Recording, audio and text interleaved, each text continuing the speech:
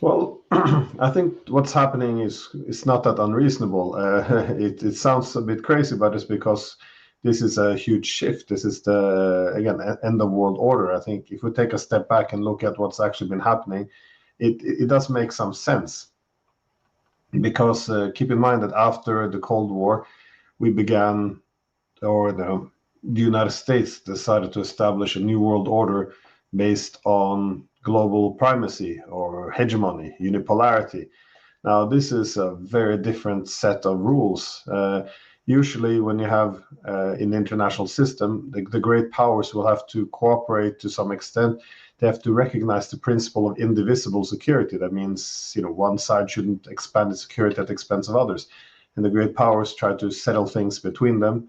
And so, don't expand your security at the expense of others. This is the key. However, in a hegemonic order, the rules are very different. Now, security doesn't depend on the great powers not undermining each other and, again, engaging in security competition. No.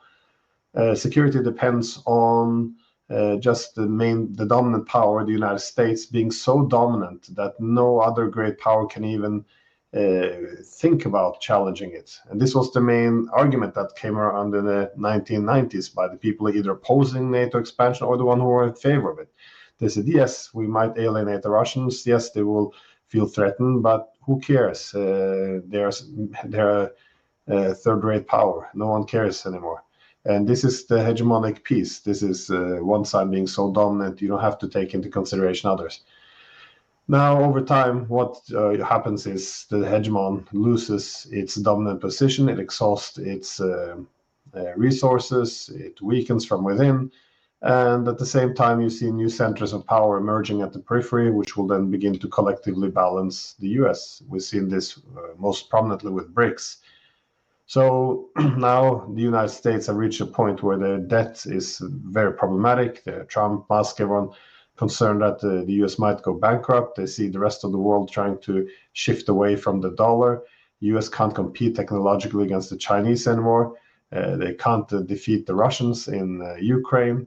And so they have to rethink, because keep in mind the Biden strategy for how to deal with US relative decline was, you have this diversification, but the Russians and Chinese are really at the center.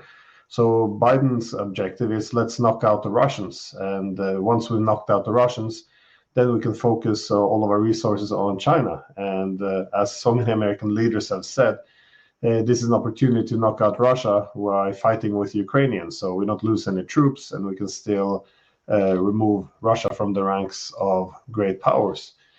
Obviously, this has failed, spectacularly so. And indeed, not only on the battlefield, but the whole economic infrastructure has now shifted very rapidly away from the West as a result. That is, stealing the Russian central bank's sovereign funds. That was definitely something that reduced trust in the US-led financial system. And now, again, I think the United States recognizes unipolarity is over, and this means they have to now begin to take into consideration Russia. They will try to win the Russians over, create some splits between Russia and China. I don't think it's going to work, but long story short, now suddenly Russia and US have to come together, resolve this crisis. And instead of the Europeans and Ukrainians being the main allies of America to crush Russia, they're now in the way. And America is more or less throwing them under the bus.